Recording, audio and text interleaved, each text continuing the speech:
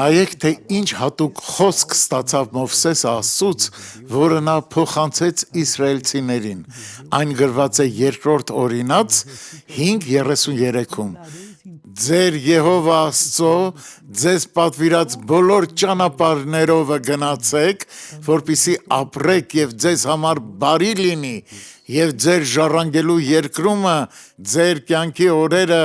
երկար լինեն։ Դուք պետք է քայլեք բոլոր այն ճանապարհներով, որոնք ձեր Տեր Աստվածը պատվիրել է ձեզ։ Բայց ինչու, հակառակ դեպքում դուք ծանր գին կվճարեք, երբ հասկանաք, որ Աստված ձեզ նոր պատվիրան է տվել, քայլեք դրանով, քանի որ այն ավետարանում է։ Երկրի վրա պետք է քայլենք Աստծուն փառաբանելով, բարեկամներս։ Աստված ձեզ կօգնի եւ դուք կհաղթանակեք նրա հետ։ Աղոթենք։ Հայր,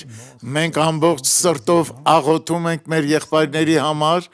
ովքեր չեն կարողանում հասկանալ քո խոսքը։ Նրանք պետք է կարդան քո խոսքը ամեն օր եւ ընդգծեն այն հատվածները, որոնցով դու խոսում ես նրանց հետ։ Ես հիմա օրհնում եմ քեզ եւ ասում. Սատանա, հեռացրու ձեռքերդ այս մարդու կյանքից Հիսուսի անունով։ Ամեն։